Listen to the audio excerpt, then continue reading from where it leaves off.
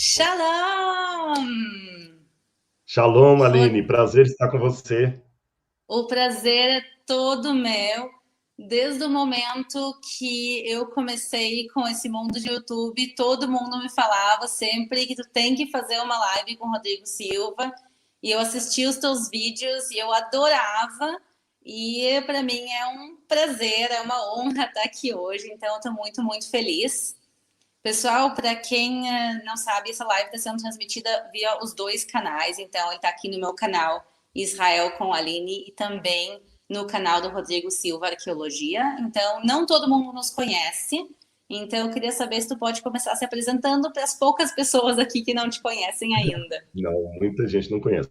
Em primeiro lugar, meu nome é Rodrigo, sou brasileiro, é, descendente indiretamente de judeus, porque a gente chama cristãos novos. Durante a Inquisição Espanhola, muitos judeus migraram da Espanha para Portugal e, para evitar a perseguição, muitos trocaram os nomes das famílias, adquirindo nomes de árvores, por exemplo, como Silveira, os Oliveira, os Pereira. É lógico que houve miscigenação, nem todo Pereira é judeu, nem todo Oliveira é judeu, e essa miscigenação teve até com negros, com índios, por isso que a pele mais escura. E um desses meus ancestrais aí veio fugido, então, da Inquisição Espanhola, então tem um pouquinho ali. Agora, além disso, por ser um seguidor de Jesus, que era judeu, então a gente, pela fé, também se considera descendente de Abraão, apaixonado por Israel. A gente fala que tem uma Nefesh Yehudi, uma alma judaica.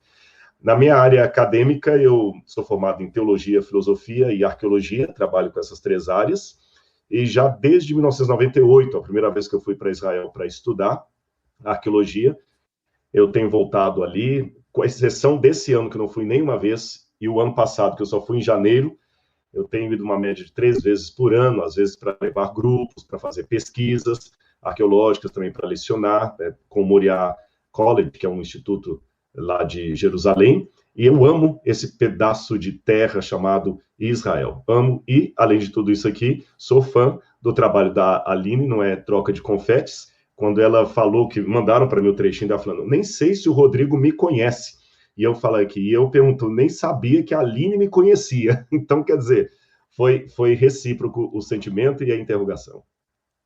Não, para quem não sabe como surgiu a ideia dessa live, eu estava há muito tempo querendo fazer uma live, conversar com o Rodrigo, e eu realmente não tinha o telefone dele, não sabia se ele me conhecia, eu sabia quem eu era, então eu aproveitei uma live minha e falei do Rodrigo, e aí a Laura, a esposa do Rodrigo, me escreveu, e foi super legal, então esse contato agora, realmente, um novo amigo.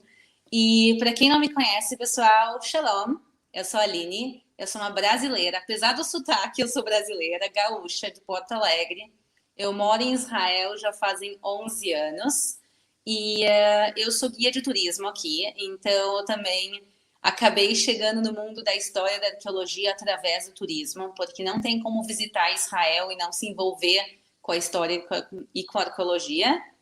Além disso, eu sou formada em nutrição, mas a minha paixão realmente é a história. E eu moro aqui em Jerusalém, então vocês podem ver aqui na rua já está de noite. Aqui em Jerusalém, no momento, é a meia-noite. Então, a gente está com uma diferença de fuso horário de 6 horas para Brasília. Para o pessoal que está nos assistindo dos estados um pouquinho mais longe, tem inclusive gente que está com 8 horas de diferença de fuso horário. E realmente a minha vida mudou nesse último ano. Como o Rodrigo vinha todo o tempo para Israel, ia e voltava com os grupos e por história, para estudar, para ensinar, para tudo. Eu recebi os meus grupos aqui em Israel e realmente as fronteiras fecharam. O último grupo que eu guiei foi no dia 6 de março. E desde 6 de março do ano passado, pessoal, 6 de março de 2020. E desde então, realmente, as fronteiras fecharam. E nesse meio tempo surgiu justamente a ideia do canal, que é mostrar um pouco de Israel quando as fronteiras estão fechadas. E eu acho que é uma oportunidade bonita também, porque não todo mundo consegue vir a Israel, não todo mundo consegue vir pessoalmente também. Quando vem pessoalmente, não dá para conhecer tudo de uma vez só. Então, justamente a ideia do canal é mostrar um pouquinho de Israel, da perspectiva de quem mora aqui. E é uma perspectiva um pouco diferente do Rodrigo. O Rodrigo é realmente aprofundado na história e na arqueologia. Eu mostro um pouco de tudo também, incluindo história e arqueologia, mas também supermercado, dia a dia. Então, esse é um pouquinho sobre o meu canal e o meu último ano, que foi tão diferente. Eu queria te perguntar, Rodrigo, já que tu teve tantas e tantas vezes em Israel e participou de tantas escavações arqueológicas, conta um pouco para o pessoal como funciona realmente as escavações aqui em Israel. Bom, em primeiro lugar, para contar isso, Aline, eu tenho que tirar um pouquinho aquele mito de Indiana Jones, que o pessoal pensa que é Indiana Jones, que a gente chega aí, né, e tá a Arca da Aliança escondida num galpão, e bomba explodindo, e helicóptero. A única bomba que eu já vi foi, acho que em 2006, que, aliás, duas situações que eu vi foi quando o Hezbollah tinha apanhado uns soldados israelenses e estava uma ameaça da Síria bombardear, e a gente estava escavando em Tel Dor, acho que foi 2006, se eu não estiver enganado, e nós tivemos que sair rapidamente, porque estavam com risco de jogarem mísseis ali, como de fato jogaram. Tel Dor, para quem não sabe, é ali no mar Mediterrâneo, é um sítio arqueológico que ele fica à beira-mar, Tel Dor. Então a gente teve que sair, foi uma época que eu saí mais cedo, e também já vi algum conflito, mas notinha de rodapé, vou voltar para a questão da arqueologia, não é para fazer média com a Aline, não. Israel é um lugar super, mas super seguro. Você vai, mas está acabando de falar de bomba. Gente, bomba, quando acontece de cair, é uma vez a cada trilhões de anos. Aí, mas como a mídia do mundo inteiro dá destaque, a impressão que você tem é que o país está constantemente caindo bomba, mas não está. Eu já tive situação de chegar em Israel de madrugada em Jerusalém, pegar um cheruto, que é uma van, e chegar de madrugada puxando mala, usando o telefone celular, sem nenhum medo de ser assaltado, sem nenhum medo. A única vez, Aline, que eu tive medo de ser assaltado aí foi quando eu estava no bairro de Silã, que eu fui andar a pé ali de mochila, e o bairro de Silã é um bairro que fica... ele é bem árabe, e ali os meninos costumam, às vezes, jogar pedra lá de cá, é meio complicado. Foi o único lugar que eu fiquei com um pouco de receio, que eu tive que correr, porque os meninos correram atrás de mim. Mas fora isso, Israel é super seguro, como uma brasileira falou aí, ela mora na fronteira com a Síria, e alguém perguntou para ela do meu grupo, escuta, mas você não tem medo de morar aqui na fronteira da Síria? Ela falou, olha, no Brasil não dá para contar com a polícia, aqui eu tenho um exército para me proteger. Então, eu estou dando esses detalhes, assim, de guerra, mas Israel é super protegido, tem um escudo em cima de Israel anti-mísseis, que nem os Estados Unidos têm esse escudo de proteção, viu? Então, fiquem tranquilos, é um lugar super seguro, eu não tenho o menor medo. A Aline pode andar de madrugada em Jerusalém sem o marido dela, que nada vai ser muito estranho se alguma coisa acontecer com ela. Eu já não aconselho andar em Belo Horizonte, Rio de Janeiro ou São Paulo de madrugada, tá bem? Isso colocado. Então, tira essa questão do Indiana Jones, tira essa questão também de Israel, você tem que ir com armadura, porque toda hora tem uma bala perdida. Não existe isso. Bala perdida tem no Brasil, a de lá tem endereço. Fiquem tranquilos. E quando você está escavando, é verdade, a escavação ela é muito controlada pelo IAA. IAA é Israel Antiquities Authority, que é o Departamento de Antiguidades de Israel. No Brasil, a gente chama de IFAM. IFAM, que é o Instituto Patrimonial Brasileiro. Então, há sítios arqueológicos que já estão há décadas sendo escavados. Outros estão apenas por 3 verões e ficam abandonados. Por quê? Dinheiro, porque os arqueólogos também precisam de iniciativa privada e tudo para ajudar a financiar. Então, você chega, você trabalha com o pessoal da universidade, de várias universidades, pessoas... Eu era o único brasileiro, eu nunca escavei num sítio que tivesse outros brasileiros, a não ser em Tel Marechá e também no Sifin Project, que a gente levava o grupo para escavar. Mas fora isso aí, o que eu falei com esse programa da Moriá, né, que não é bem turismo, é curso.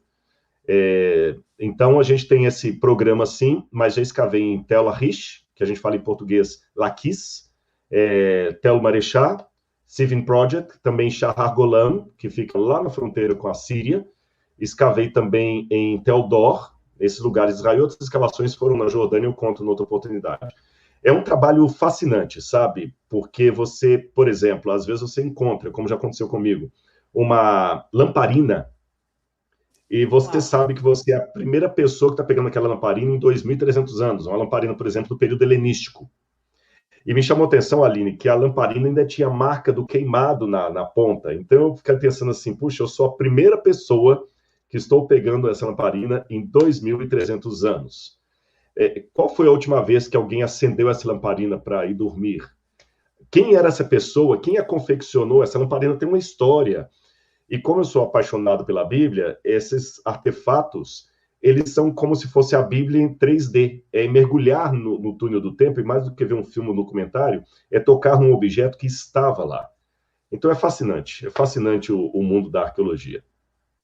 Não, eu tive o privilégio de participar de algumas escavações arqueológicas em Israel, não tanto quanto tu.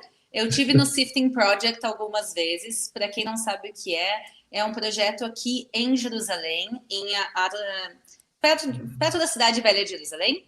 E eles pegam lá restos arqueológicos que são trazidos de alguns pontos. Por exemplo, a primeira fase do Sifting Project, quando ele recém abriu, eles trouxeram restos arqueológicos que foram tirados de dentro do Monte do Templo.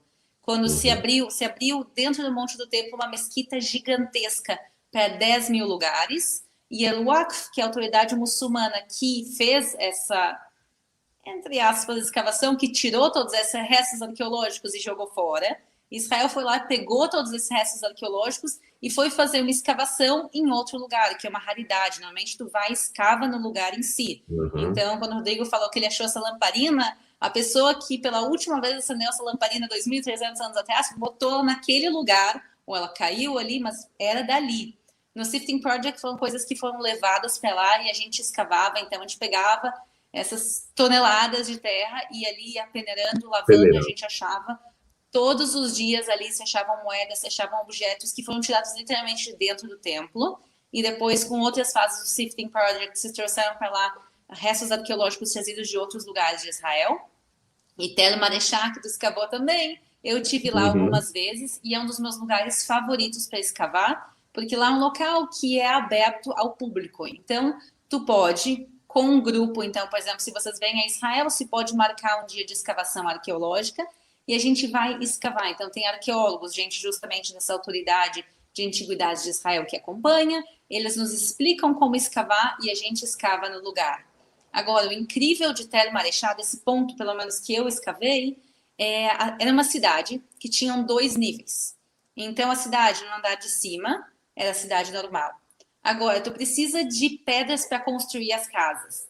Então, o que eles faziam? Eles faziam um buraco e tiravam uma pedra e colocavam em cima.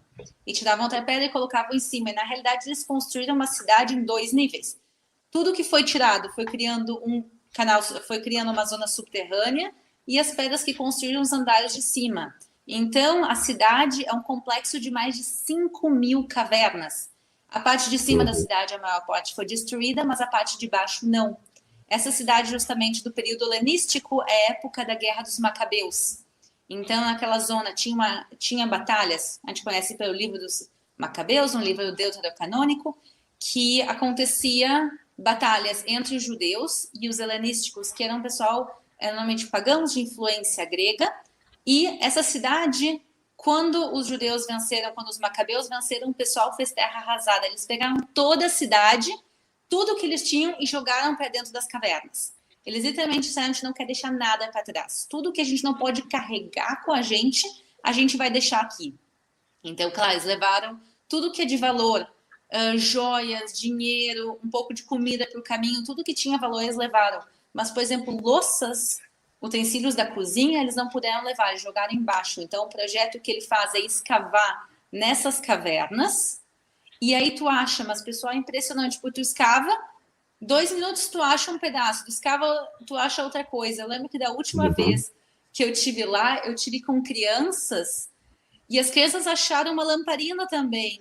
E daí as crianças disseram, não, de jeito nenhum que isso é de verdade. Vocês, a guia escondeu isso pra gente achar.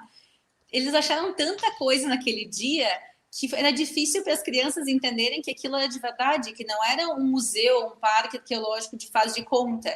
E que sim, eles estavam achando achados arqueológicos de mais ou menos 2.200 anos atrás, e com crianças. Isso justamente, crianças de 7, 10 anos podem participar. Então, realmente, é uma experiência linda, onde eu gosto de ir também com o pessoal, com os grupos e famílias. Eu queria. Você falou de Tel Marechal, e é incrível, não? Gente, Israel, cada pedaço tem uma história para contar. Sabe? Eu já vou até antecipar uma pergunta que a Aline falou: eu posso perguntar isso? Eu falei: pode, mas eu estou até arrependido, que ela falou assim: qual lugar que eu mais gosto, Israel?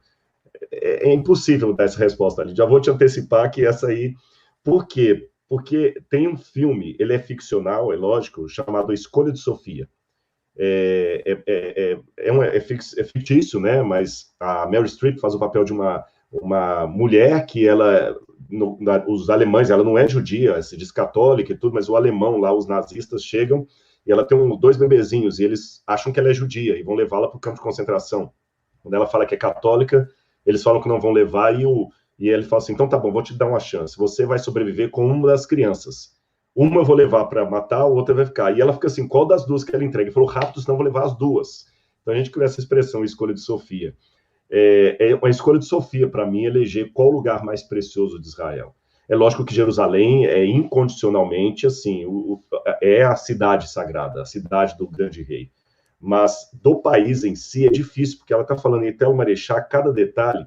Quando a Aline falou do Templo Monte, para o pessoal que não está ambientado, vai ser fácil entender o Templo Monte. Toda vez que você digitar no Google assim, Jerusalém e olhar em pictures, em imagem, vai aparecer um muro da Cidade Velha lá embaixo e uma cúpula dourada, que a gente chama de Domo da Rocha, em inglês é Dome of the Rock, né? Aquilo ali é de 692 da nossa era. E é um monumento muçulmano. Do lado tem a mesquita de Al-Aqsa. Ali nos tempos bíblicos ficaram o Templo de Salomão, e posteriormente o templo de Zorobabel, que foi embelezado por Herodes, o templo que Jesus conheceu, ambos destruídos, o de Salomão pelos babilônios em 587 antes da nossa era e o templo de Herodes pelos romanos no ano 70. Então a grande angústia histórica do judaísmo, entre outras, é você ver no lugar do antigo templo hoje um monumento muçulmano. E é uma longa história. Quando teve a criação do Estado de Israel, foi em 48, só em 1967 que os israelenses conseguiram reaver Jerusalém, da mão dos Jordânia e outras coisas mais. Só que Israel ganhou nessa época uma batalha contra a Síria, contra o Líbano, contra o Egito. Era Davi batalhando contra Golias, porque Israel era desse tamanhozinho, os países árabes, a Liga Árabe era muito maior. Mas você sabe, de tanto ganhar pancada, Israel ganhou a batalha, mas estava militarmente fragilizado. Então, Moshe Dayan, que era o general, percebeu que se ele entrasse em mais uma guerra por aquele lugar ali, que é considerado sagrado para os muçulmanos, a Liga Árabe poderia vir, Israel não ia suportar. Então, ele fez um acordo que Israel iria respeitar aquele lugar sagrado dos muçulmanos, iria deixar que a Jordânia administrasse ali e evitaria uma outra guerra em tão pouco tempo. E assim ficou até hoje ali, embora seja Israel, mas é administrado pela Jordânia, com muçulmanos e tudo, então é um lugar sagrado. Para um arqueólogo escavar ali, ele vai estar proclamando a Terceira Guerra Mundial. Não pode. Então, quando ela até foi generosa, ela, né, falou que estavam abrindo ali, foi uma escavação clandestina, porque os caminhões saíam de madrugada, com toneladas, acho que foram mais de 100 caminhões, se eu não estiver enganado, ali, qualquer coisa me corrija. Eu acho que Não, foram tá 130 certo. caminhões, né? E a princípio parece que eles jogaram lá perto do Monte Scopus, aquela coisa, e um aluno de arqueologia que andou de madrugada em Jerusalém, que eu falei que lá é seguro andar de madrugada, viu aquela movimentação ali e chamou um outro professor que conversou com Gabriel Barcay, que é um arqueólogo aposentado, mas famosíssimo. E Gabriel Barcay, quando chegou, é aquele negócio, eu vou falar agora um ditado muçulmano, se Maomé não vai a montanha, montanha vem a Maomé, né? Já que você não pode escavar lá, vamos escavar aqui. Então ele criou um projeto de peneiramento que é único. Não, nenhum outro lugar do mundo tem esse projeto de peneiramento. Ele foi criado exclusivamente para ali. É isso que a Aline está falando. E quando eu estava escavando lá, Aline, tem um salmo, eu estava até folheando aqui para tentar achá-lo, que diz assim: os teus filhos, ó Jerusalém, compadecem até do teu pó, da tua poeira. E quando a gente está escavando ali, esse para mim é o salmo que ilustra aquele trabalho ali do Civil Project. Até a poeira me é sagrada. Não por questão de idolatria, eu não sou um cavaleiro do templário, dos cruzados que vai lá e pega a relíquia sagrada de Jerusalém para vender no mercado, não é isso. Mas é o amor da terra. Aí eu lembrei do salmo: até do teu pó os teus filhos se compadecem, ó Jerusalém. Né? Então, é muito emocionante. Não, inclusive eu estava pensando agora no que me perguntam às vezes, qual é a emoção que tu sente quando tu chega pela primeira vez em Israel e em Jerusalém? E é realmente, assim, é praticamente universal, principalmente para quem é judeu, para quem é cristão, para quem segue a Bíblia, aqueles lugares que a gente lê semana após semana. No meu caso, eu cresci no judaísmo, eu ia na sinagoga toda semana, a gente ouvia as histórias, a gente ouvia dos lugares, e a gente ouvia dos personagens do rei Davi, de tudo isso, e tu chega e de repente tu olha, é tão palpável o lugar, num bom sentido na realidade. Tu quer dizer, isso não são lendas, isso aqui é história. Quer dizer, tu pode tocar, tu pode literalmente no Muro das Lamentações e tocar nas pedras que eram parte do Templo de Jerusalém. Tem ali algumas pedras, não todo o Muro das Lamentações, tem parte que é reconstruído, mas toda a parte de baixo do Muro das Lamentações e obviamente as escavações que seguem para baixo, tu consegue ver as pedras originais colocadas lá no Templo de Herodes. Tem alguns lugares, inclusive, que tu vê coisas anteriores, da época da reconstrução do segundo templo, na volta do exílio da Babilônia, mas tu pode tocar nas pedras, tu pode entender. Eu adoro as escadarias sul do templo, quer dizer, o templo tinha 4 lados, tu podia entrar pelos 4 lados, e no lado sul ela existe até os dias de hoje, uma escadaria enorme que vai subindo, e os degraus são de tamanhos diferentes, então um degrau pequeno, um degrau grande, um degrau pequeno, um degrau grande, ou 2 degraus pequenos e um degrau grande, mas os degraus são de tamanhos diferentes. Por quê? Porque quando as pessoas chegavam no Templo de Jerusalém há 2000 anos atrás, as pessoas estavam tão emocionadas que as pessoas começavam a subir correndo. Então, se tu sobe correndo numa escadaria que os degraus são de tamanho diferente, tu cai. As escadas literalmente foram feitas para que ninguém possa subir correndo. E essa emoção que as pessoas sentiam há 2000 anos atrás, chegando no templo, é uma emoção que existe até os dias de hoje. Quer dizer, agora, infelizmente, as fronteiras estão fechadas, então a gente não está vendo os turistas chegarem. Mas mesmo os israelenses que moram em outras partes do país e não têm a oportunidade de vir todo o tempo a Jerusalém, tu vê a emoção deles, quer dizer, pela primeira vez eles chegando, ou às vezes pela quinta, 10ª vez, tu vê a emoção das pessoas chegando nesses lugares, e é realmente emocionante. Cada um se conecta, é uma coisa que eu vejo interessante, cada um se conecta com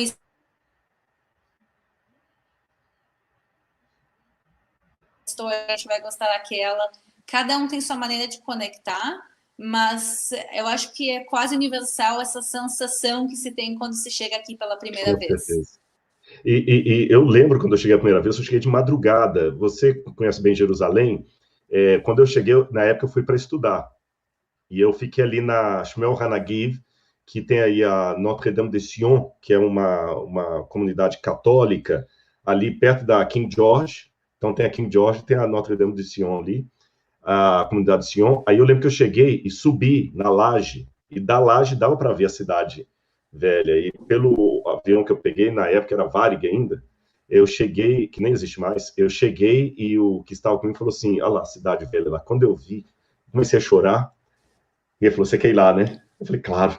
A gente saiu 2 horas da manhã, de novo, Israel é seguro, e fomos lá só para ver. Agora, Aline, eu até vou arriscar aqui, não tirando nenhum valor do judaísmo, por favor, não interprete assim, mas eu acho que as escadarias de Hulda, que você mencionou, que são as escadarias suas aí, elas chegam a ser, para mim, mais emocionantes em relação ao templo do que o muro ocidental, que o pessoal chama de Muro das Lamentações. Eu sei que todo mundo vai para orar no Muro Ocidental, tem toda uma trajetória lá, e até com razão, porque uma vez eu tive o privilégio de ir para Israel com um amigo meu, Dr. Milton Afonso, que vai fazer 100 anos esse ano e está louco para abrir as fronteiras e quer que eu leve de novo a Israel.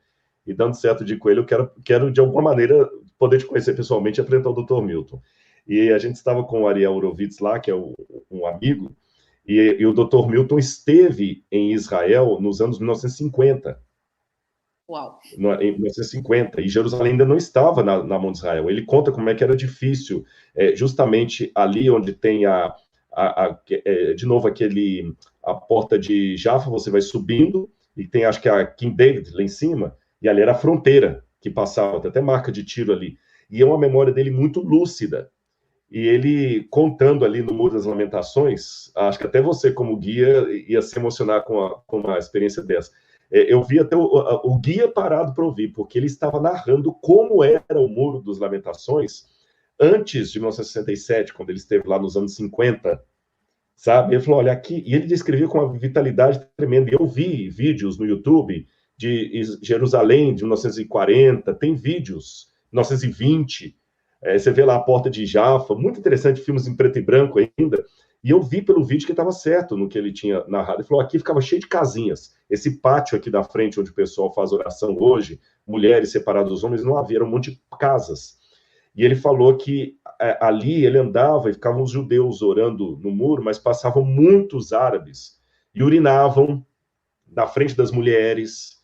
Havia um odor de urina muito grande ali no Muro das Lamentações, e que isso era feito de propósito, para humilhar os judeus, para humilhar os judeus. E ele lembra, num corredor, ele andando ali e vendo toda aquela situação. Minha esposa trouxe água para mim, obrigado, meu bem. Então, ele contando isso foi muito emocionante, sabe como é que era o Muro das Lamentações. E aquela parte lá da porta de Uda e tudo mais, aquilo foi escavado depois, aos poucos. Então demorou muito, a partir dos anos 60 que ali começou a ser escavado e mais para frente, por isso que o Muro das Lamentações tem essa tradição maior, né? Mas com relação à porta de Uda, para a gente que é cristão também, tem um significado muito importante, porque Jesus passou por ali. Eu até comentei com a Aline, quando a gente teve as nossas primeiras conversas, que quando eu vou com grupos, eu gosto sempre de colocar 3 tipos de coisas que eu vou mostrar. Além do turismo, é claro, porque a gente tem que dar tempo para a pessoa ir para a lojinha, comprar os cremes da Havá, aquela coisa toda, ela já riu porque ela sabe. Agora, eu falo assim, olha, vocês vão ver coisas que eu vou chamar de tradição. Quando eu falar tradição, é uma maneira educada de dizer que não tem base bíblica nem histórica para isso, é tradição. Mas algumas pessoas acreditam, a gente tem que respeitar a fé de todos. Quando eu falar tradição, é isso. Por exemplo, Via Dolorosa, é uma tradição. Aquilo ali não era a rua da época de Jesus. Quando eu falar possibilidade, é como se eu falasse assim, olha, Jesus orou no Monte das Oliveiras. Pode ter sido 400 metros para cima, 400 metros para baixo, onde eu estou, possibilidade. Quando eu falar X, é que a certeza arqueológica é acima de 90% de ter sido ali. E um dos lugares que dá para marcar com um X arqueológico é essa escadaria que a Aline falou.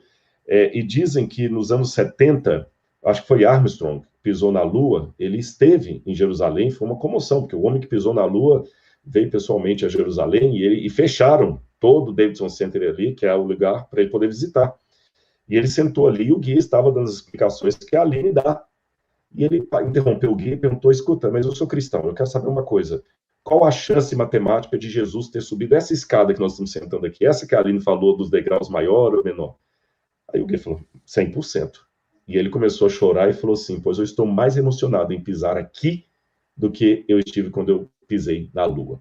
Então, gente, esse é Israel. Não vou falar que eu invejo, que inveja é pecado, mas o lugar que eu gostaria de ter nascido, ou pelo menos assim, minha filhada, esse é Israel. Não, eu acho também interessante, a gente tem que entender o privilégio do período que a gente vive, principalmente quando eu guio jovens. Às vezes a gente tem aqui grupos de jovens ou famílias, e eu tento explicar, principalmente o pessoal que nasceu no mundo, eu também nasci no mundo que Jerusalém já estava unificada nas mãos de Israel, mas a gente está numa exceção da história, quer dizer, Israel tem aqui, a gente está falando, Jerusalém, 4.000 anos de história, a gente está falando só da época do rei Davi, a gente está falando 3.000 anos de história. E nunca foram feitas escavações arqueológicas sérias durante praticamente 3.000, 4.000 anos da história. A gente começou a ter uma outra escavação arqueológica feita na época, no final do Império Turco-Otomano. A gente está falando aí, pessoal, no final de 1800 começou a se fazer uma coisa ou outra bem de leve e não bem feito, não por má vontade, sim, porque a arqueologia naquela época ainda não tinha o desenvolvimento tecnológico e que a gente tem, e conhecimento que a gente tem hoje em dia. E na época do Império Britânico se fez um pouquinho mais, mas as escavações arqueológicas em Israel realmente começaram a partir aí de 1948, 1949, e na Cidade Velha de Jerusalém, a partir de 1967, pessoal, as escavações que mostram tudo o que a gente está falando, esses lugares que são X, que a gente pode dizer, olha, Jesus caminhou por aqui, eles estavam soterrados há quase 2.000 anos. Há menos de 60 anos atrás, com a unificação de Jerusalém, e há menos de 60 anos esses lugares começaram a ser escavados. Então, e todo o tempo se segue escavando. Então, a gente tem um privilégio, primeiro, por Israel hoje em dia ser um lugar seguro, porque durante séculos Israel teve em guerra, e teve conflitos e não tinha liberdade religiosa. Então, hoje em dia, Israel é um país seguro. Tem liberdade religiosa, a arqueologia se desenvolveu muitíssimo e tem essas escavações arqueológicas. Então, a gente está tendo acesso aos lugares. Primeiro, a gente pode chegar até os lugares, durante séculos não se pôde. Quer dizer, a minha família, durante gerações e gerações, eu nasci no Brasil, meu pai na Argentina, meu avô na Polônia, a família passou séculos na Polônia, antes disso na Lituânia e antes disso muito, muito tempo atrás aqui na terra de Israel. Mas durante séculos, todos os dias, a minha família orava Lashana Abba Be'ushalayim, que no ano que vem a gente esteja em Jerusalém. E nenhum deles praticamente teve. Meu avô conheceu Israel, meu pai conhece Israel e eu estou aqui hoje em dia morando.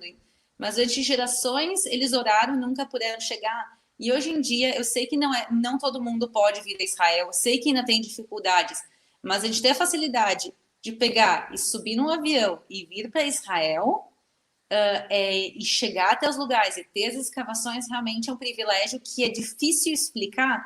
E tu mesmo conhece, bom, o senhor ele tem 100 anos, mas ele conhece quando Jerusalém era uma zona de guerra, quando era perigoso chegar perto da cidade velha, porque tinham snipers, porque tinham atiradores jordanianos, e se tu chegasse perto, era perigoso. Então, quer dizer, a gente vive numa realidade tão boa, e eu acho importante reconhecer isso também, no momento histórico que a gente vive, que é incomparável a tantos os últimos séculos que a gente teve aqui.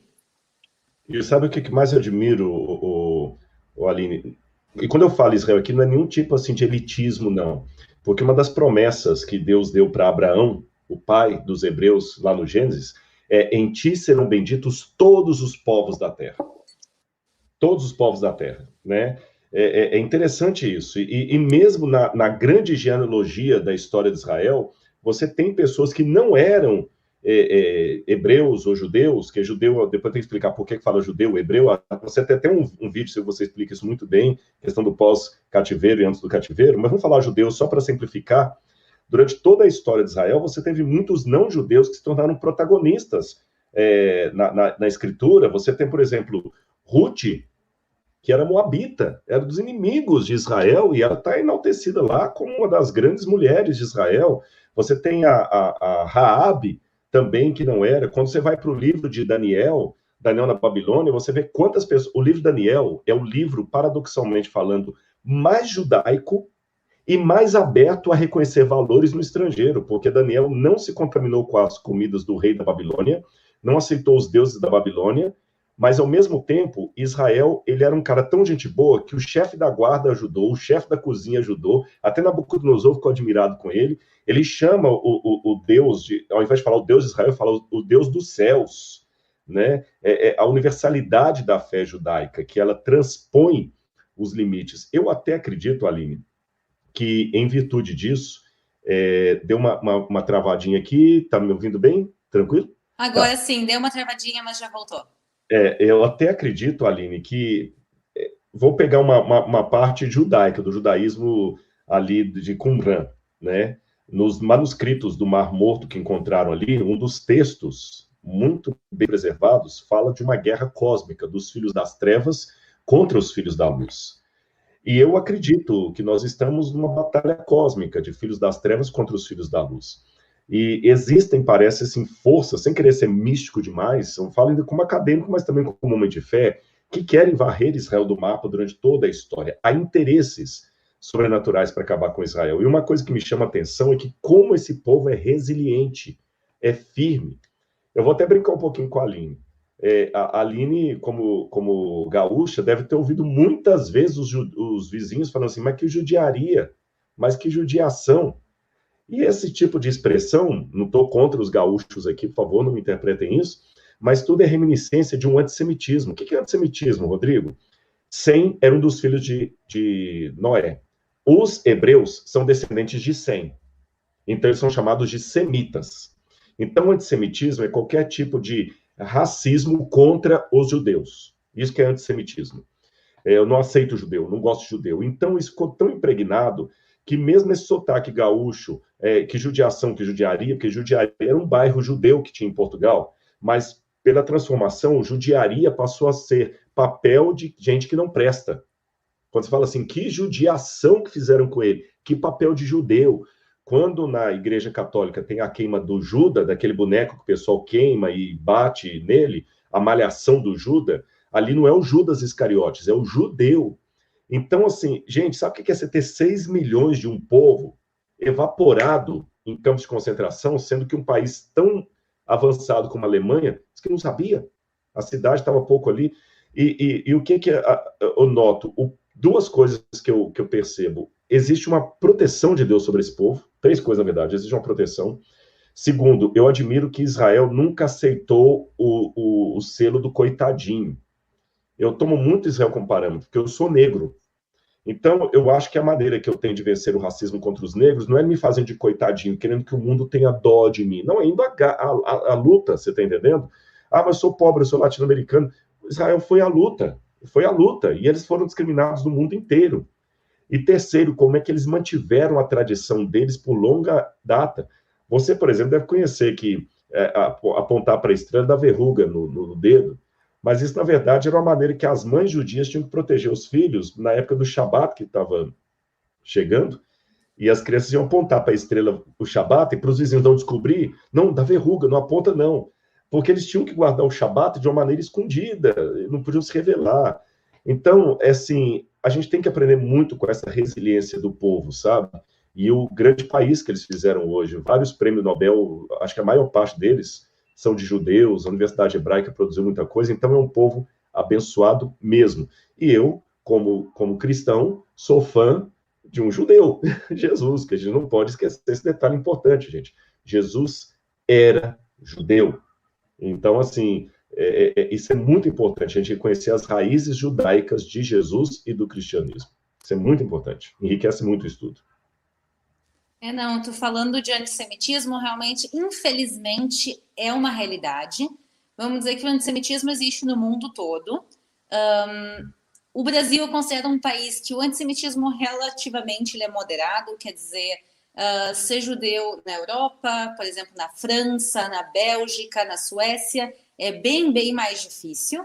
Mas eu cresci em Porto Alegre, no Rio Grande do Sul, e eu convivi com o antissemitismo enraizado. Normalmente não era uma coisa extremamente violenta, apesar de ter acontecido. Eu lembro que eu tive amigos de infância que foram esfaqueados em Porto Alegre por saírem de Kippah, por saírem de Solidel, um ataque antissemita, mas muitas vezes é uma coisa enraizada, então aquela coisa assim, minha mãe é linda, e eu lembro que eu cresci e as pessoas falavam para mim, tua mãe é tão bonita, ela nem parece judia, porque tinha aquela coisa num pensamento que os judeus são narigudos e os judeus são feios, e os judeus são todos ricos. Isso me dói tanto até os dias de hoje, porque tanta gente tem isso na mente, que os judeus são ricos. Tem judeus ricos? Tem, graças a Deus. Mas também tem judeus pobres.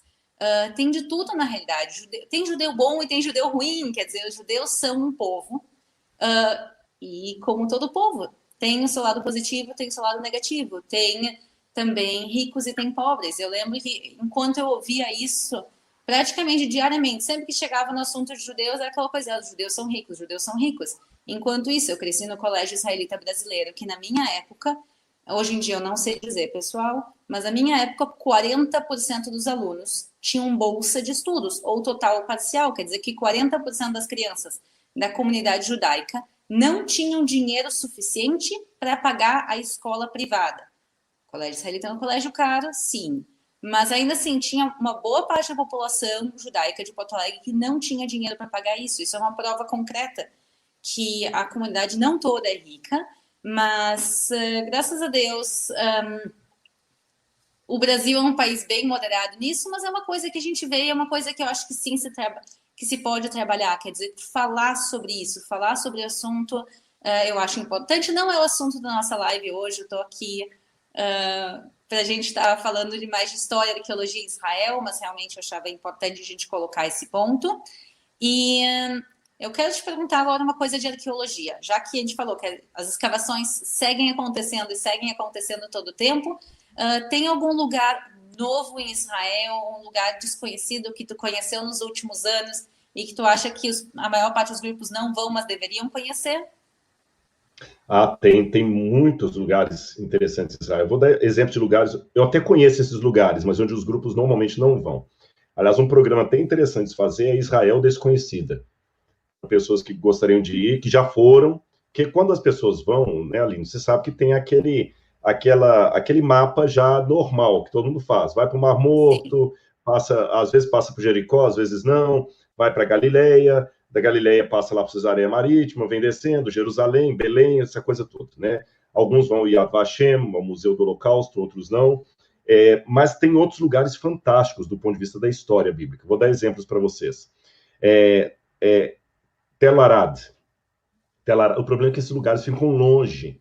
Não dá para fazer esses lugares e o trajeto normal que os guias fazem. Tel Arad é um lugar fantástico, porque ali tem um templo judaico, porém paralelo ao de Jerusalém. Era um templo que miscigenava o paganismo com o judaísmo. E você tem lugar santo e santíssimo ali. É fantástico conhecer. Outro lugar muito bom de conhecer também é Beersheba. Beersheba fica atrás ali tem um Mar Morto, tem uma série de montanhas ali, né, Massada, aquela coisa toda, Qumran, no lado de trás ali, Beersheba, que é uma das cidades que Abraão esteve, Isaac também. Você tem poço ali do período do bronze, um poço que tem 27 metros de profundidade. Se você jogar uma pedrinha, você espera até ela cair lá embaixo vários segundos, né? Até, puff, né? E é fantástico. E ali dá para você mostrar as casas e tudo. Grupos brasileiros dificilmente vão ao norte, lá em Tel Dan. Mais americanos vão, mas brasileiros é muito difícil a gente encontrar grupos brasileiros lá. E Tel Dan, gente, é um sítio arqueológico maravilhoso, porque ali você tem, por exemplo, eu sei que você mencionou isso numa das suas lives, Aline, se eu não me engano, eu acho que eu ouvi esse pedaço você falando de uma porta, é a única porta de arco que nós temos da Idade do Bronze, que está bem preservada. A Idade do Bronze, para vocês terem uma noção, ela vai mais ou menos de 3.200 a 1.200 antes da nossa era. Nós cristãos falamos antes de Cristo, os judeus costumam falar antes da Era Comum, tá certo? 1.200 antes da Era Comum, de 3.200 a 1.200. E você tem uma porta com um arco preservado. E certamente Abraão passou por ali quando ele foi resgatar Ló. Ele passou por ali. Então você tem essas ruínas. Você tem restos do altar de Jeroboão que ele construiu, e junto do altar de Jeroboão você tem alguns alicerces que podem ser da época de Acabe. Então você tem coisas fantásticas ali, fora o fato também da natureza maravilhosa que tem ali em Israel, que é uma das nascentes do Rio Jordão. Você tem várias nascentes do Rio Jordão, como Bânias, e tem aquela ali também que nasce ali em Dan, o Rio Dan, que vai formar o Jordão. São lugares fantásticos de se conhecer. Você tem também... Nossa, é até difícil eleger. São tantos pontos que eu acho que as pessoas podiam ir, que eu ficaria até o final aqui só dando exemplos, e mais até Laquis mesmo, Lachish. Você vê coisas fantásticas em Laquis. Olha que curioso, só para vocês terem uma noção. Na porta, você vê muitas semelhanças das portas, porque, para mim, a Aline vai entender o que eu vou dizer. Em Israel, nós dizemos que há dois grupos de arqueólogos, o que nós chamamos de minimalistas, que são mais da Universidade de Haifa, da Universidade de Tel Aviv, e aqueles que são maximalistas. Foram os meus professores da Universidade de Montes Copos, de Jerusalém, lá do campo de Montes Copos. Qual a diferença entre os dois? Os minimalistas acreditam que 90% ou mais da Bíblia é lenda, é folclore. Uns 10% você pode pegar, ou 20%, como sendo histórico ali da parte de Acabe para cá, o resto tudo é folclore. Talvez nem existiu Salomão, Davi, se existiu, foi apenas um líder tribal, nada mais do que isso. Alguns chegam até a duvidar que houve o templo de Salomão. Então tem tudo isso aí. Mas do outro lado, que é o que eu pertenço, a gente acredita que não, que Davi existiu, que houve o reino unificado de Israel, etc, etc. Então tem muita coisa fantástica para você descobrir nesse ponto. Quando você vai até Laquis, você vai a Megiddo e outras cidades, Hatzor, por exemplo, você vê que as portas têm o mesmo formato ali, o mesmo formato, que indica a construção da época de Salomão. E em Laquis, por exemplo, na porta encontraram um altar enterrado de cabeça para baixo com as pontas quebradas. E em cima desse altar, uma pedra com um buraquinho no meio, que se eu estou falando para pessoas que já foram a Israel, talvez até com a Aline, ou com outros guias, com outros grupos aí, você vê uma pedra muito semelhante ali na cidade de Davi, no palácio, que a gente acredita que seria o Palácio de Davi. É uma pedra mesmo com um buraco no meio. E os guias explicam que aquela pedra ali é um mictório, é um vaso sanitário.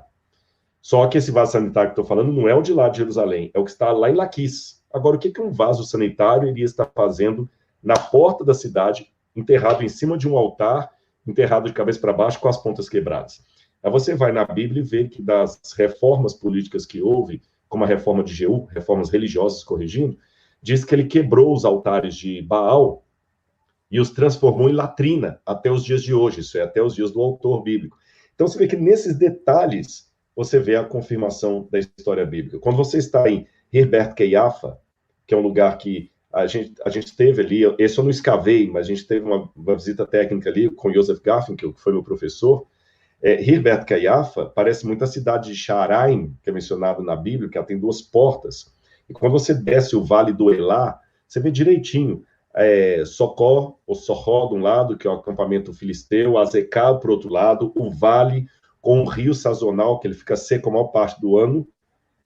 Você tem direitinho a história da Batalha de Davi e Golias. Você vê como é que o texto encaixa, é muito preciso. É a Bíblia em 3D, Aline. É isso que é Israel. A Bíblia 3D.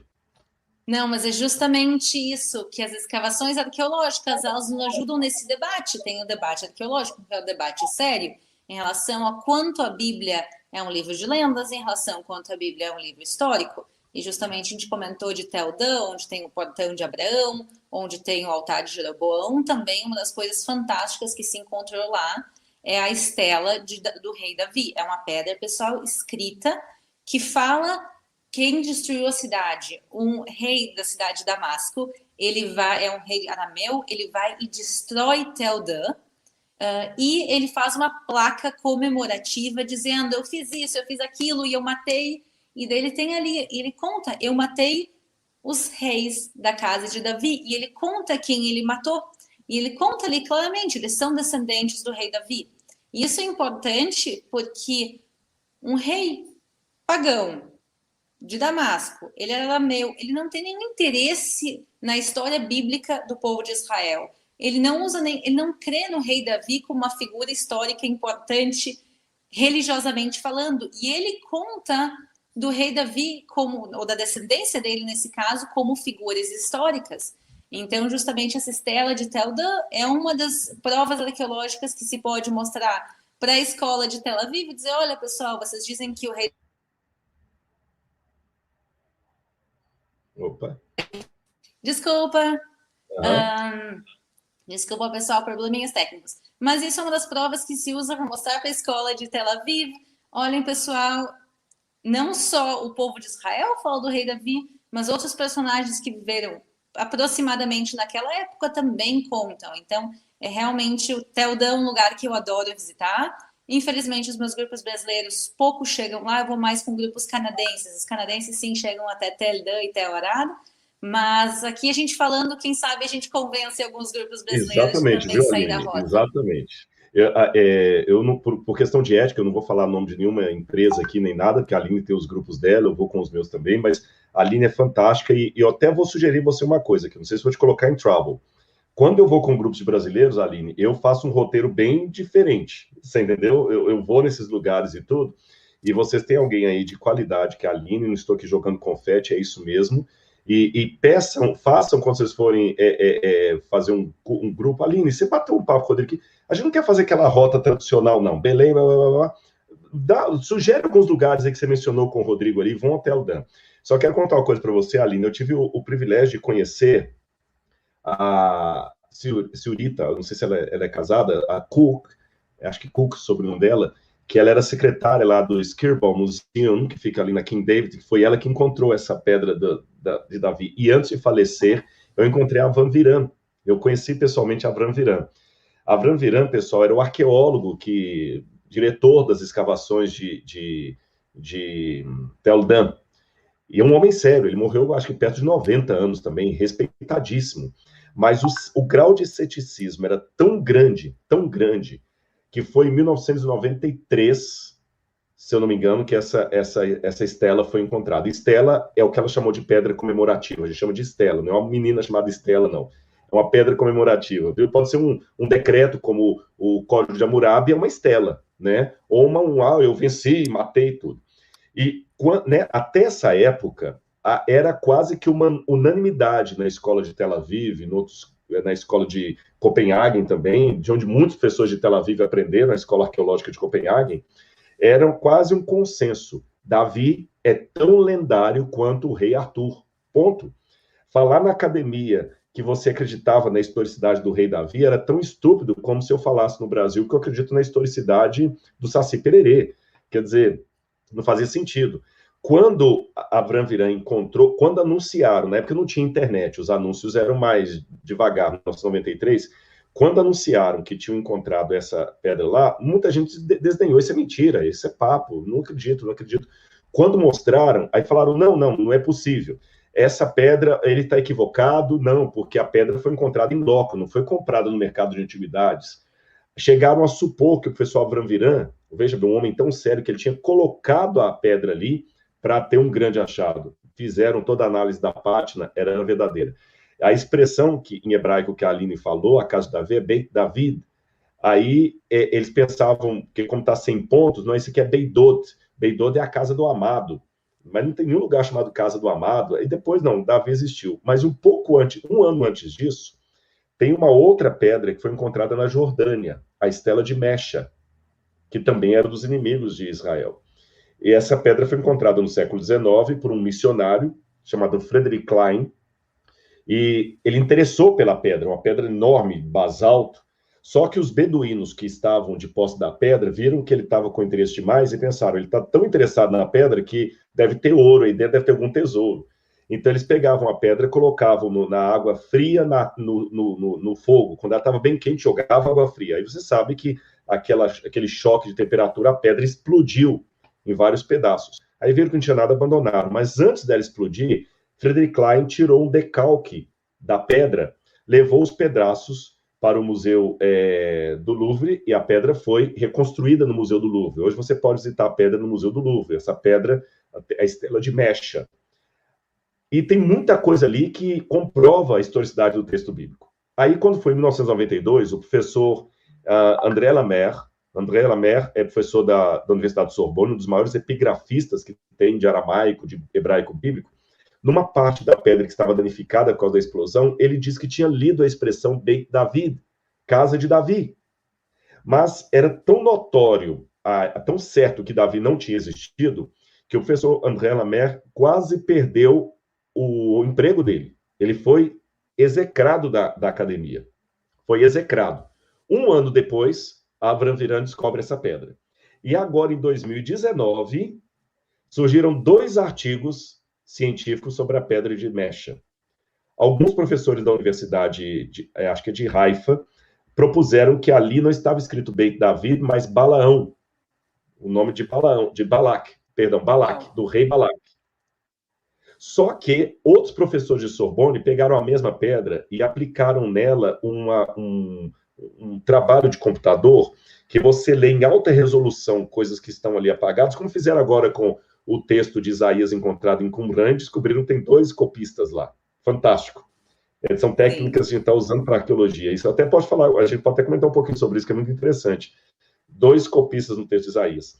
E nesse, voltando lá à Estela de Mesha, descobriram que não, quando as letras foram ressaltadas, aí qualquer um que lê paleo-hebraico, ou aramaico, que as letras são as mesmas, aramaico, você vai ver que está escrito Beit David.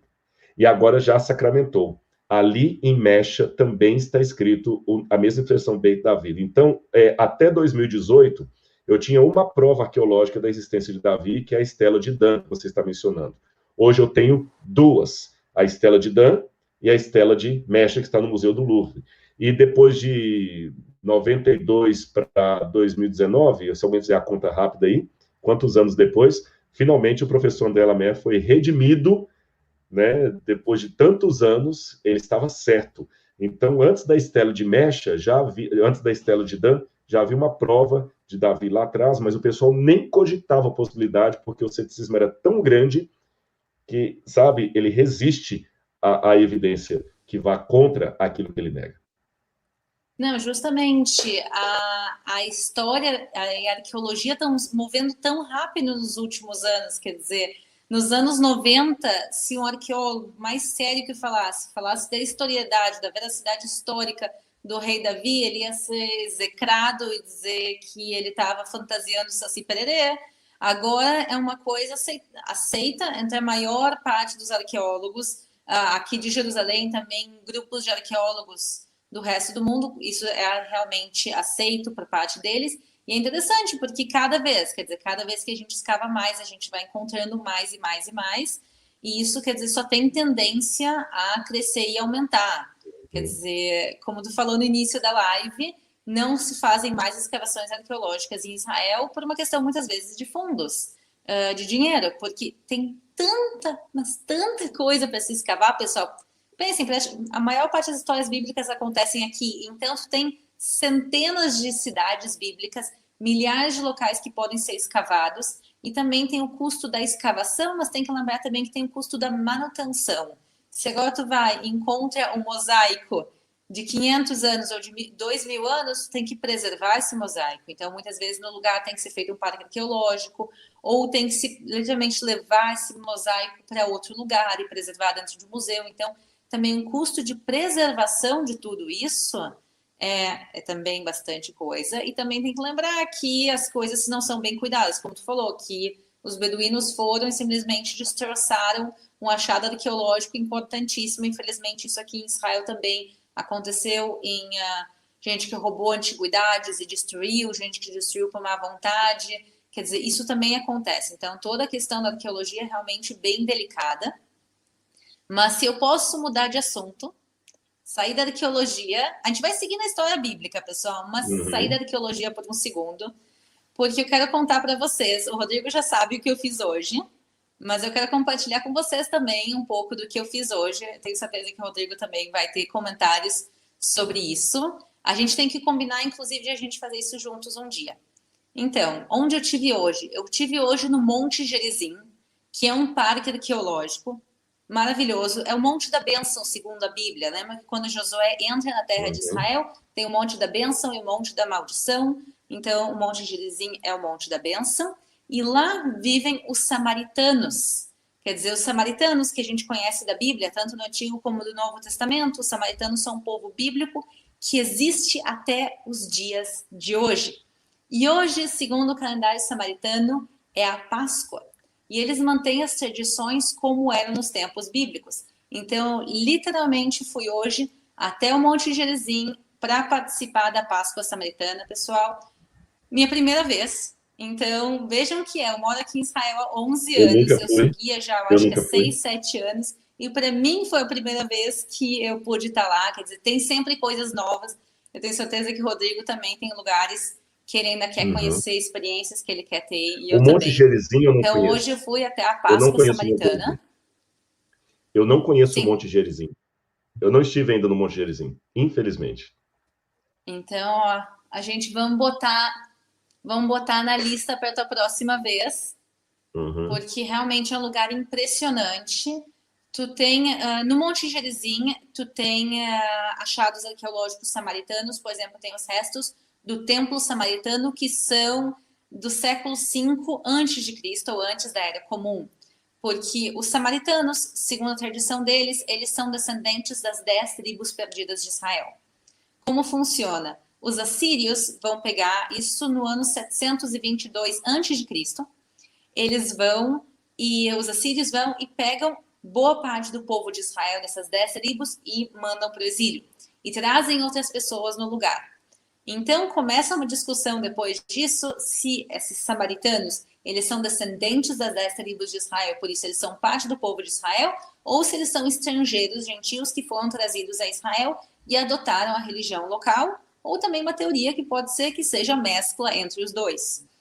E já que houve essa cisma entre o resto do povo de Israel, o pessoal do Reino do Sul, que são principalmente Benjamim, Judá e parte de Levi, com os samaritanos. Houve uma cisma e os samaritanos viveram em paralelo ao judaísmo, mas eles têm a Bíblia samaritana, que é bem parecida à Torá do judaísmo, e eles mantêm práticas bíblicas até os dias de hoje, entre elas o sacrifício. É interessante, eu quero saber mais sobre isso, até como é que é a relação deles hoje. Porque eu sei que deve ter o quê? Uma vez alguém me falou que deve ter uns 1.000 samaritanos só no mundo inteiro hoje, né, em Israel. Parece que o número é bem reduzido. Procede, é isso mesmo? Exatamente. Então, nos tempos bíblicos tinham 1 milhão de samaritanos. Hoje em dia a gente está falando por volta de 800 e poucos. E o mínimo que eles chegaram era por volta de 100 pessoas na época do final do período otomano. O período muçulmano de Israel, houveram muitos massacres contra os samaritanos, e principalmente na época do Império Turco-Otomano aqui na região. O Império Turco-Otomano governou de 1517 até 1917. Durante 400 anos, eles massacraram os samaritanos. Não só em Israel, tinham samaritanos vivendo em Damasco, hoje em dia é a Síria. Eles tiveram também massacres fora de Israel, quer dizer, realmente os samaritanos sofreram muito, e a população de 100 pessoas só voltou a crescer depois que terminaram os impérios muçulmanos aqui, quer dizer, com a chegada dos britânicos, a população começou a crescer, e a população realmente teve um crescimento populacional depois que se criou o Estado de Israel. Hoje em dia eles são por volta de 850 pessoas. É interessante até isso que eu ia perguntar a você, porque eu tinha falado, o 1.000 então tá dentro do número aí que me disseram. Porque na história bíblica houve uma rixa muito grande, você falou, eles nem, até um debate se eles eram israelitas mesmo ou se não eram, fruto de miscigenação ou povos estrangeiros, a coisa fica pior ainda na época de Jesus, na época do Novo Testamento. Tem um texto da Mishnah, embora a Mishnah posterior a Jesus, mas eu vou citar, e a Aline com certeza conhece esse provérbio, acho que é do Rabi Eliezer, se eu não me engano, na Mishnah ele diz que aquele que come o pão da mão do samaritano é a mesma coisa daquele que come a carne de porco. E para quem não sabe, a carne de porco o judeu não come, é uma comida não kasher. Eu também não como carne de porco como adventista, então falar que comer o pão dado por um samaritano é a mesma coisa de comer carne de porco, por mais que pareça exagerado, você vê o ódio. E pior ainda, voltando aos tempos do Novo Testamento, que na época da guerra que os romanos destroem o templo em 70, os samaritanos se juntam com os romanos na destruição do templo de Jerusalém. E na época também da Revolução de Bar Kokhba, eles novamente se juntam com os romanos para sufocar a rebelião de Bar Kokhba, que era um líder nacionalista para os judeus na época de Adriano, 135, da nossa era, depois de Cristo. Então, quer dizer, os samaritanos são odiados e ainda se juntam com o inimigo. A gente tem aquele episódio do Evangelho de João, que Jesus conversa com a samaritana, que era rejeitada. E Aline, hoje, o samaritano, ele é considerado um cidadão israelense como você, como seu esposo, ou não? Como é que funciona isso hoje? Está mais amenizada essa relação hoje? Sim, então as coisas mudaram muito. Hoje em dia os samaritanos se dão bem com Israel, se dão bem com os judeus. Vamos dizer que a maior parte dos judeus de Israel nunca viu um samaritano, já que eles são muito, muito poucos. A gente está falando de algumas centenas. Mas isso muito graças a um dos primeiros presidentes de Israel, Ben Zvi. Ben Zvi, ele teve um projeto, quando ele se transforma em presidente, ele vê a ameaça que está acontecendo, a extinção, literalmente extinção, o desaparecimento dos samaritanos. Ele diz, eu vou fazer de tudo para que os samaritanos não desapareçam. Ele vai e dá cidadania para eles. Por que isso não é óbvio? Porque os samaritanos estão no território da Cisjordânia. Naquela época, os samaritanos estavam no terreno da Jordânia. Eles não estavam dentro de Israel. E ainda assim, eles estão em território inimigo, que é Jordânia. Naquela época não existia acordo de paz. E ele diz, todos os samaritanos que quiserem sair do território muçulmano e vir para Israel, tomem a cidadania. Eles dão a cidadania. Inclusive, parte deles se mudou para Israel. Então, tem parte da comunidade mora no Monte Gerizim até os dias de hoje, parte da comunidade mora em Holon, que é do lado de Tel Aviv. Então, e eles servem no exército. Então, servem no exército de Israel lado a lado dos judeus, quer dizer, eles defendem o exército. Então, o pessoal de Holon, perto de Tel Aviv, tanto os homens como as mulheres servem. O pessoal do Monte Gerizim, por estarem na Cisjordânia, e a Cisjordânia ser um território que nunca foi anexado a Israel, quer dizer, para ninguém. A Cisjordânia é um território, a gente pode dizer, biblicamente falando, ele é parte de Israel, obviamente, mas politicamente falando, hoje em dia ele não é. Ele está sob controle de Israel, mas ele também é dividido com a autoridade palestina. Então, território, delicadamente falando, o pessoal, os samaritanos que moram lá, eles podem servir ao exército de Israel se querem, mas por uma questão que eles moram numa zona de maioria muçulmana, Israel não obriga eles. Então, ver samaritanos lutando pelo exército de Israel é justamente o oposto ao que a gente via nos tempos de Jesus, quando eles lutaram contra os judeus. Hoje em dia eles lutam com os judeus. Então a gente já vê que, obviamente, mudou. Eles falam 3 idiomas. Eles falam hebraico, samaritano e árabe. Na sua maioria eles falam os 3 idiomas. Eles são trilíngues. Mas eles falam hebraico que nem eu, como israelense. Então foi muito legal. Eu cheguei lá, obviamente com minhas roupas. Eles sabiam que eu não era samaritano. Os samaritanos na Páscoa judaica, eles usam tudo branco. E eles usam normalmente roupa que parece roupa de açougueiro, porque eles fazem os sacrifícios. E a galera no sacrifício são 850 pessoas para 60 cordeiros. Então, todo mundo no final sai sujo de sangue, e eles passam sangue também no rosto, quer dizer, é uma festa de sangue. Então, eles normalmente usam roupa branca e umas lonas meio de açougueiro para proteger a roupa por cima. Então, claro, eles viam a distância que eu não era samaritano, também estava lá como uma convidada judia, e o pessoal chegava, Hag Sameach, boas festas. Quer dizer, eles me convidaram a entrar dentro da sinagoga, quer dizer, eles me receberam muito, muito bem. Não é a primeira vez que eu conheço a comunidade, é a primeira vez que eu vou para uma festa, primeira vez que eu fui para a Páscoa. Mas eles me recebem muito bem, e é muito legal ver hoje em dia que essa relação mudou e ela é muito boa. Eles têm sinagoga também, então a sinagoga samaritana, então e eles reúnem no Shabat também, como judeu, e eles comem a carne do cordeiro com ervas amargas, porque o Pentateuco samaritano, só para o pessoal entender, na verdade eles não aceitam todo o que a gente chama de Antigo Testamento. Eles só aceitam o Pentateuco, eles não aceitam o livro de Daniel, Ezequiel, é só o Pentateuco. E o Pentateuco samaritano tem diferenças em relação ao Pentateuco hebraico normal, né? Por isso que eu estou perguntando a Aline nesse quesito aí da Páscoa, se eles seguem como os judeus de comer ervas amargas e tudo mais, e pão sem fermento e tudo. Sim, no livro de Êxodo está escrito 3 palavras: Pesach, Matzah, Umaror. Pesach é a Páscoa, quer dizer, mas que literalmente significa o cordeiro, o sacrifício do cordeiro. Matzah, que é pão ázimo, e maror, que são as ervas amargas. Então a gente vai lá, demora horas a cerimônia. A gente vai lá e eles fazem o sacrifício dos animais, e aí eles começam a tirar a pele, a preparar os animais para cozinhar. E enquanto isso, o pessoal vai passando com bandejas de metal. Eu filmei tudo, pessoal. No domingo que vem, se tudo der certo, vai aparecer no canal. Mas eles passam com bandejas com o pão ázimo. A diferença é que o nosso pão ázimo dos judeus, ele parece uma bolacha de água e sal, e a deles parece uma panqueca. Então, eles enrolam essa panqueca junto com as ervas. Tu vê o pessoal passando com os saquinhos de erva e distribuindo. Eles não dão pra gente. Eles dizem, só os samaritanos podem comer da Páscoa samaritana. Então, de jeito nenhum, eles não passam sangue na gente, eles não deixam a gente comer do cordeiro, nada. Nessa festa específica, eles não deixam comer, em outras pode. Então, eles nos convidaram, se a gente quiser vir em tabernáculo de novo, em Rulona, a gente está convidado a comer, mas na Páscoa eles não deixam a gente comer, nem tocar na comida. Agora eu vou fazer a pergunta ao contrário. Na Páscoa judaica, uma família israelense pode convidar uma família samaritana para ser... Lógico, os judeus não comem cordeiro na Páscoa, gente. Vocês sabem que com a destruição do templo, porque a visão do samaritano é o seguinte, que o lugar de adoração é o Monte Gerizim. Para o judeu, o lugar de adoração é Jerusalém. Lembra aquela disputa de Jesus com a mulher samaritana? Que ela fala, os nossos pais adoraram nesse templo, e vocês ficam falando que é Jerusalém. Aí Jesus falou, não, olha, vem um tempo que vão adorar a Deus em espírito e verdade, mas a salvação vem dos judeus, meu filho, não esqueça disso.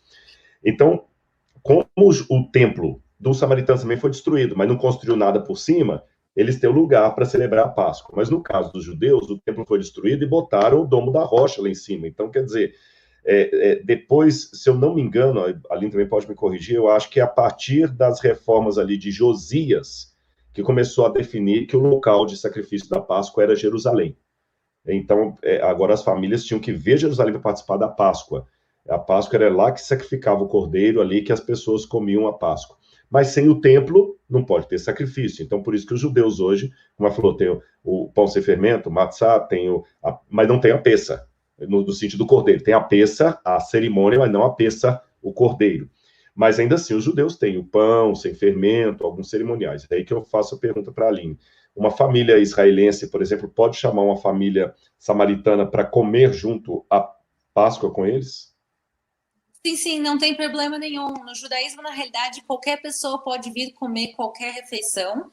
Então, Shabat, e isso não diferencia samaritanos de cristãos, de ateus, quer dizer, todo mundo é convidado, todo mundo pode sentar à mesa e comer junto. Tem coisas que não se pode, então, por exemplo, fazer leituras naturais, subir nos pergaminhos. Numa sinagoga, normalmente não vai se chamar uma pessoa que não é judia a fazer isso.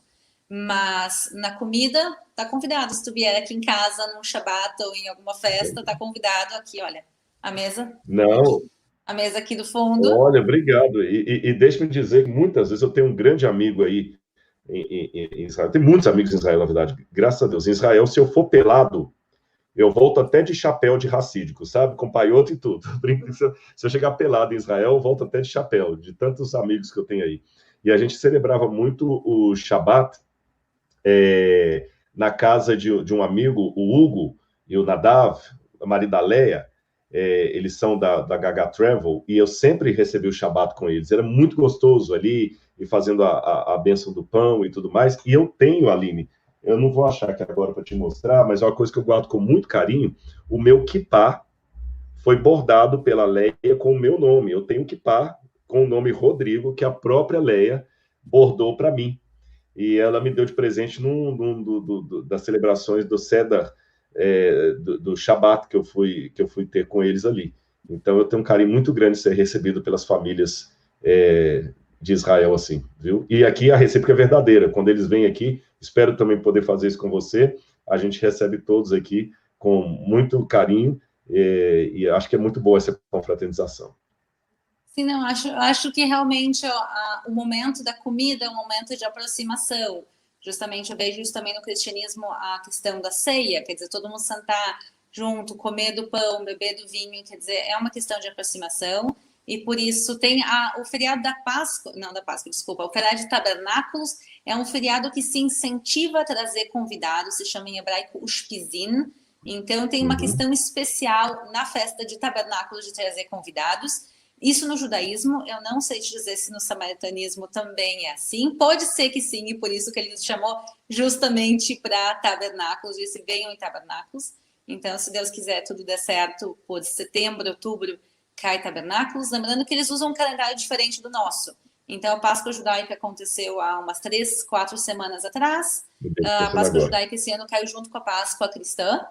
Então, e eles só estão comemorando agora porque é ótimo, porque, claro, a Páscoa judaica eu celebro na minha casa e assim eu pude também celebrar na deles, porque se cai na mesma data não tenho como ir.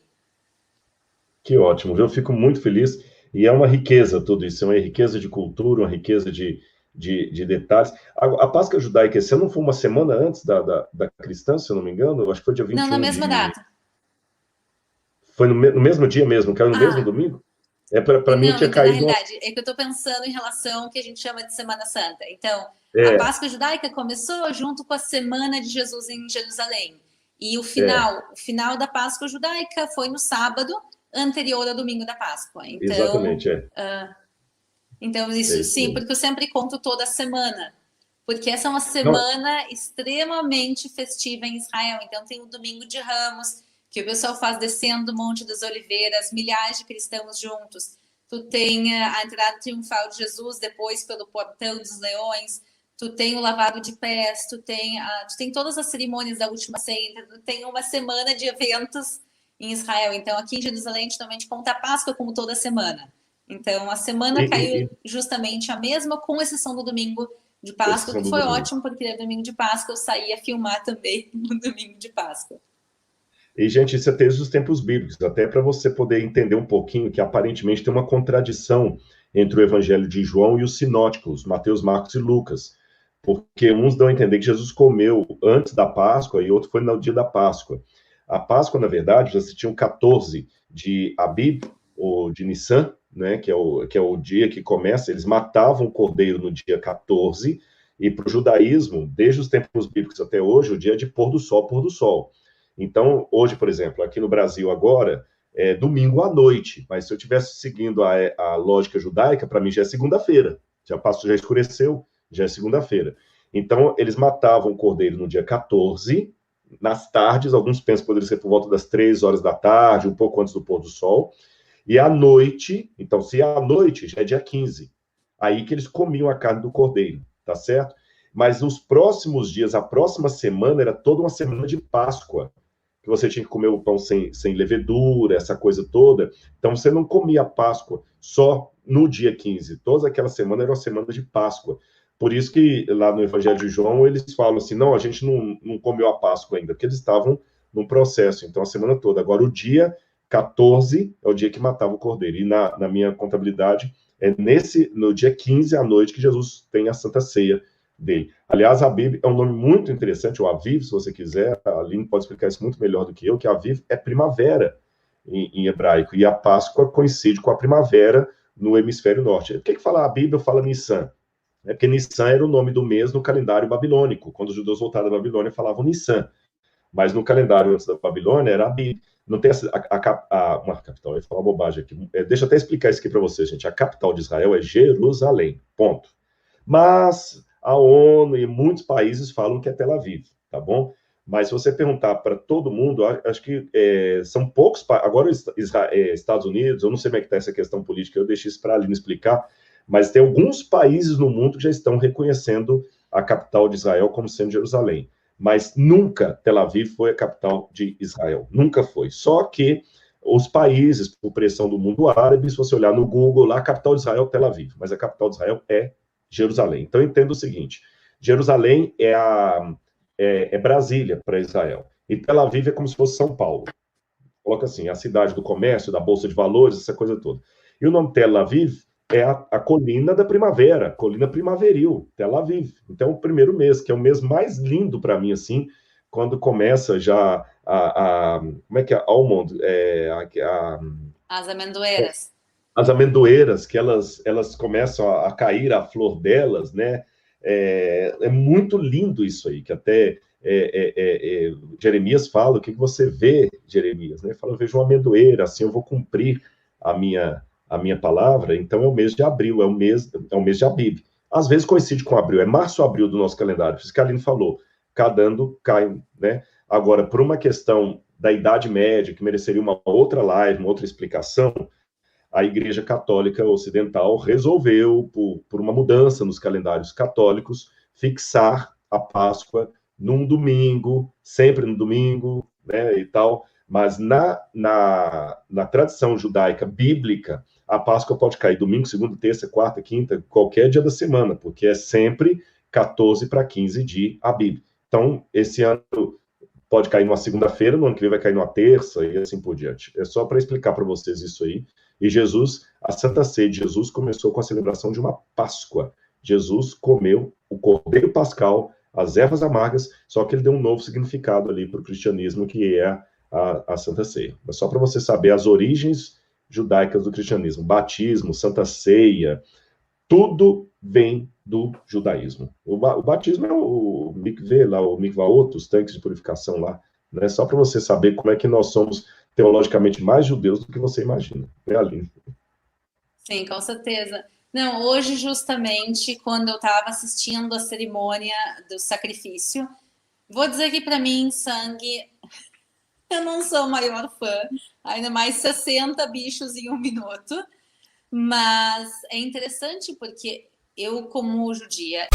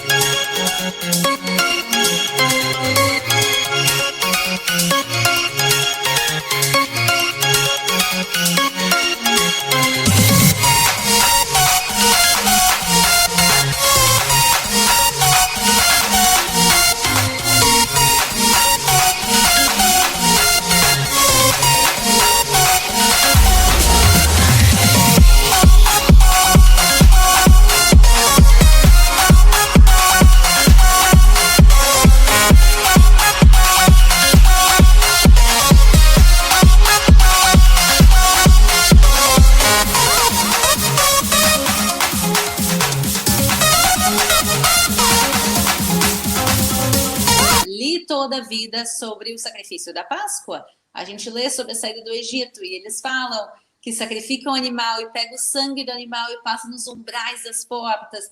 Obviamente também era feito nos tempos de Jesus, quer dizer, Jesus sim vai comer o cordeiro da Páscoa. Ele celebrou Páscoa durante toda a vida, quer dizer, ele veio várias vezes a Jerusalém, ele celebrava a Páscoa, inclusive ele vinha com os pais dele, tem relatos que ele vinha quando ele era jovem, também a Jerusalém celebrar. Então, e hoje eu finalmente pude ver como é o sacrifício, ver, eles têm sacerdotes até os dias de hoje, descendentes da linhagem de Arão. E uma coisa interessante nesse debate, se eles são ou não parte do povo de Israel, geneticamente falando, eles são. Pelo menos os homens, quer dizer, eles pegaram e fizeram testes genéticos com homens samaritanos, com as 4 principais famílias que tem, fizeram testes genéticos e viram que eles têm componentes genéticos da parte paterna. Eles não testaram a parte materna. A parte paterna, porque o samaritanismo tem muita questão patriarcal, então eles testaram e viram que tem genes em comuns com o povo de Israel, com os judeus de hoje em dia, então tu consegue ver que sim, tem uma origem em comum. Pode ter sido miscigenação entre as mulheres, mas entre os homens, pelo menos a maioria seguiu a linhagem. É realmente interessante de a gente poder ver pessoalmente práticas que eram também judaicas. Outra vez, o sacrifício no judaísmo era feito no Monte Moriá, em Jerusalém, eles fazem no Monte Gerizim, e por isso eu tive que viajar 1h30 para chegar lá, 1h30 para voltar. Mas realmente é interessante, além das escavações arqueológicas, então realmente tu já tem um lugar para tu colocar na tua lista da próxima visita a Israel, é visitar o local. No momento não tem as escavações arqueológicas, mas realmente o lugar está muito bem escavado e é muito interessante. E eu quero aproveitar que a gente está chegando no final da nossa live, já que tem aqui o pessoal, quer agradecer vocês, a gente está quase 1h30, 1h20 agora já aqui. Então, eu quero agradecer a todos vocês. E eu quero agradecer ao Reinaldo Siqueira, Shalom. Ele também foi um dos que ajudou a nos conectar para a live de hoje. Então, um agradecimento especial a ele. E um agradecimento muito especial ao Rodrigo. Realmente, eu ainda estou aqui com um sorriso no rosto, mal acreditando que tu está aqui. A gente está nos 2 canais, na realidade. Então, Shalom para o pessoal que está no canal do Rodrigo. Também shalom para o pessoal que está aqui no meu canal. Então, realmente, estou super feliz de a gente poder fazer essa live. Eu espero que seja a primeira de várias. O convite aqui, as portas da minha casa em Jerusalém, virtualmente, fisicamente, estão sempre abertas. Com certeza, e como você citou a frase aí dos judeus, acabando o Covid, Lashana Rabaa e Yerushalayim. Ano que vem, Jerusalém, viu? Vamos fazer outras lives até lá. E eu espero que eu possa lhe conhecer pessoalmente. E, Aline, com todo o carinho, eu desejo todas as bênçãos de Hashem para você. Quando eu digo Hashem, pessoal, a gente evita pronunciar o nome de Deus por uma questão de respeito. E eu também nem sei qual que é a pronúncia do tetragrama sagrado, para ser honesto com vocês. Eu não sei qual é. Mas mesmo que eu soubesse, a gente evita. Então, a gente fala Hashem, o nome.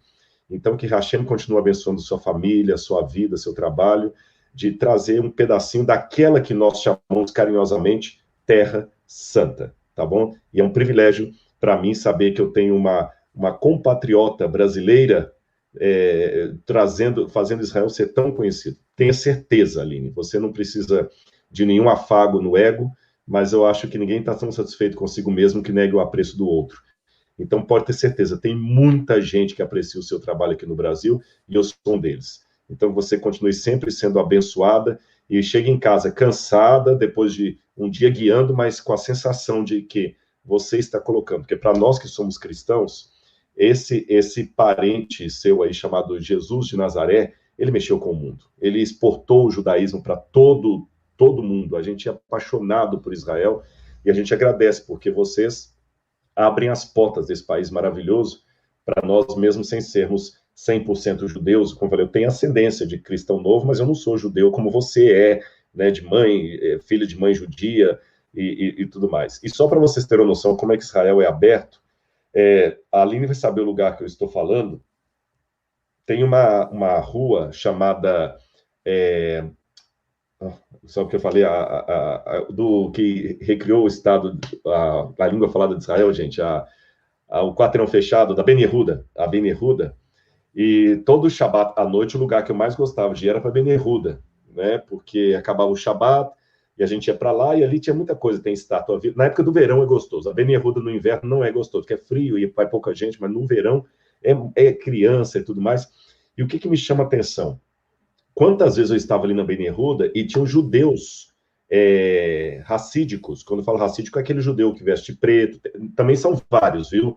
Eles não são todos a mesma coisa, mas só para você entender, aquele que veste preto, que tem um cabelinho cheio, pai e outro, eles às vezes ficam dançando e dando as mãos e tudo mais, e eles não pegam em mão de mulher, por uma questão religiosa. Mas eles sabiam que eu não era judeu. Quantas vezes me deram as mãos e eu saí dançando com eles ali, celebrando várias vezes, sem perguntar de onde que eu era. Também ali, uma coisa interessante, eu já vi muçulmanos subindo ali tranquilo, sem problema nenhum. Já vi muçulmano andando perto do Muro das Lamentações, a menina, quer dizer, nenhum soldado israelense parando. E nessa mesma Ben Yehuda, tem um grupo de coreanos evangélicos que quase todo sábado eles ficam ali cantando músicas cristãs.